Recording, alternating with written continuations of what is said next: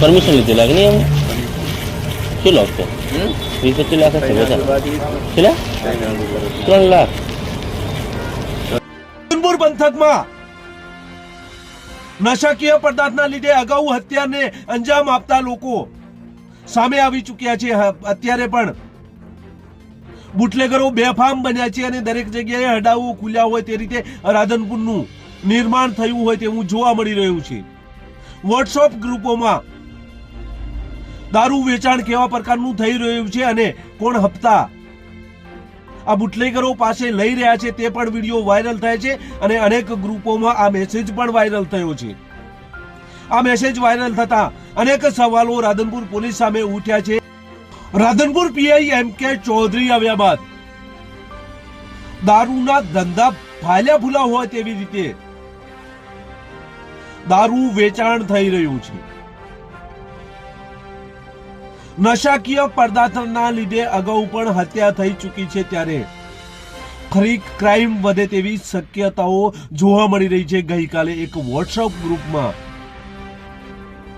એક મેસેજ એક જાગૃત નાગરિક દ્વારા કરવામાં આવે છે અને રાધનપુરમાં ચાલતા હડાઓ વિશે વાત કરવામાં આવે છે અને આ કેટલાક હડાઓ પણ આ મેસેજ ફરતાની સાથે પોલીસે બંધ કરાવ્યા છે, જેની આજે વાત કરવી છે। નમસ્કાર, ક્રાઇમ આવાજ ન્યૂઝમાં તમારું સ્વાગત છે। હું છું તમારો નાનજીભાઈ ઠાકોર। આમ તો ગૃહમંત્રી અનેક વખત જાહેરમાં ભાષણો આપી ચૂક્યા છે કે ગુજરાતમાં બુટલેગરોને ક્યારેય છોડવામાં નહીં આવે, તેમના મકાનો ધરાશાયી કરવામાં આવશે, તેમના મકાનો તોડી પાડવામાં આવશે અને તેમની સામે કડકમાં કડક કાર્યવાહી કરવામાં આવશે। આવું નિવેદન સામે આવ્યું હતું ને ત્યારબાદ પોલીસ પણ એક્શનમાં આવી હતી અને પોલીસે કોઈક જગ્યાએ આવા બુટલેગરોના મકાનો પણ તોડી પાડ્યા છે। પરંતુ રાધનપુરમાં એમ.કે. ચૌધરી આવ્યા બાદ આ બુટલેગરો ફાલ્યા ફૂલ્યા હોય તેવું જોવા મળી રહ્યું છે। રાધનપુર પંથકમાં એમ.કે. ચૌધરીના રાજમાં અગાઉ સબદલપુરા ગામે આ નશાકીય પદાર્થ ગાંજા જેવું નશાકીય પદાર્થ પીને બે લોકો વચ્ચે ઘર્ષણ થાય છે અને એકની હત્યા થાય છે। આ તપાસમાં બહાર આવ્યું હતું ને ત્યારબાદ પાટણ એસઓજી દ્વારા આ ગાંજો વેચનાર ઈસામતો તે મૂળ સુધી આ જઈને આ તમામ સામે કાર્યવાહી કરી હતી અને આ કિસ્સો એ સમયે બહાર આવ્યો હતો। આ નશાકીય પદાર્થમાં આ હત્યા થઈ હોવાનું ખુલ્યું હતું ત્યારે આવું જ નશાકીય પદાર્થનું વેચાણ રાધનપુરમાં ખુલ્લેઆમ ચાલુ થઈ ગયું હોય તેવા એક વોટ્સએપમાં ગઈકાલે મેસેજ ફરતા થાય છે। આ મેસેજમાં જણાવવામાં આવે છે કે રાધનપુરમાં ઘણી જગ્યાએ દારૂના હડ્ડાઓ ચાલુ થયા છે, જનતા રેડ કરવામાં આવશે અને આ નશાકીય વેચાણ ચાલુ થવાના લીધે ક્રાઇમ જેવા ગુનાઓ થવાની શક્યતાઓ પણ જોવા મળી રહી છે। જો કદાચ આ મેસેજ વાયરલ થયેલ સાચો હોય અને આ જાગૃતે જે મેસેજ વાયરલ કર્યો છે જેમાં તથ્ય હોય તો હવેના સમયમાં કદાચ વધુ ક્રાઇમ થાય તેવી શક્યતાઓ જોવા મળી રહી છે। તો આ પ્રથમ આ વિડીયો પણ વાયરલ થયો છે અને આ મેસેજ વાયરલ થયો છે। આ પ્રથમ આ બંને જોઈશું અને ત્યારબાદ વધુ ચર્ચા કરીશું।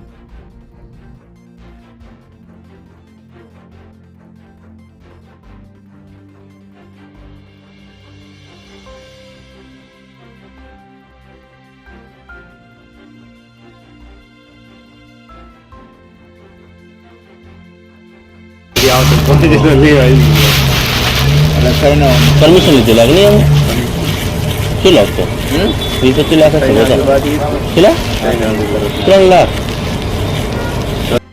રાધનપુર પંથકમાં એમ.કે. ચૌધરીના રાજમાં દારૂનું વેચાણ કેવું ચાલુ છે જે બાબતે એક જાગૃત નાગરિક દ્વારા એક લખાણ વોટ્સએપ ગ્રુપમાં નાખવામાં આવે છે અને આ વોટ્સએપ ગ્રુપમાં આ લખાણ ખૂબ વાયરલ થયું છે। લાઈવ સાંતલપુર મીડિયા ગ્રુપ છે તેમાં લખવામાં આવ્યું છે કે રાધનપુર પંથકમાં દારૂ બંધી કાયદાને બુટલેગરોએ ધોઈને પી ગયા છે. રાધનપુર બન્યું મિની રાજસ્થાન. ઠેર ઠેર જગ્યાએ દારૂના હડ્ડાઓ.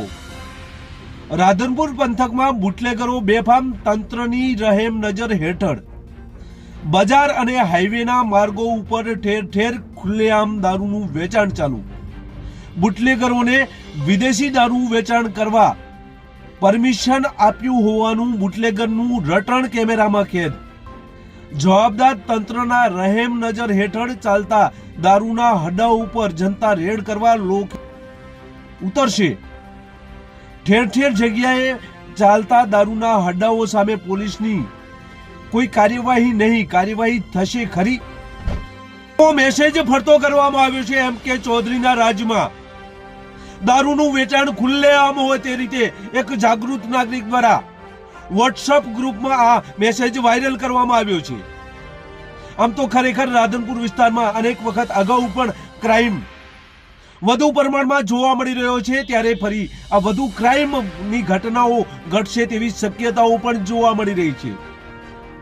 રાધનપુરમાં 3 આસપાસનો હપ્તો હોવાનું આ બુટલેગરનું રટણ છે. આ હપ્તો કોણ લે છે તે સવાલો છે, પરંતુ આ બુટલેગર કહી રહ્યો છે કે 3 આજુબાજુ આ હપ્તો પોલીસને આપવામાં આવે છે. ત્યારે આ એમકે ના રાજ્યમાં કદાચ એમકે ના વિસ્તાર છે એટલે પોતે જ આ હપ્તો લેતા હશે, પરંતુ આ યોગ્ય નથી. જ્યારે એક તરફ રાજ્યમંત્રી ગૃહ વિભાગમાંથી એવું કહી રહ્યા છે કે બુટલેગરોને છોડવામાં નહીં આવે, ત્યારે આ એમકે ચૌધરી આ ખુલ્લેઆમ પોતાના વિસ્તારમાં દારૂના હડાઓ શરૂ કર્યા હોય તે રીતે લખાણો ફરતા થઈ રહ્યા છે. ત્યારે આ બાબતે ઉચ્ચ કક્ષાએથી તપાસ કરવામાં આવે તેવી લોક માંગ છે. બસ જ. જો તમે અમારી ચેનલમાં નવા છો અને આવા જ લેટેસ્ટ ન્યૂઝ જોવા માંગો છો તો અમારી ચેનલને અત્યારે સબસ્ક્રાઇબ કરો, જેથી આવનાર લેટેસ્ટ ન્યૂઝ તમારા સુધી પહોંચી શકે. નમસ્કાર.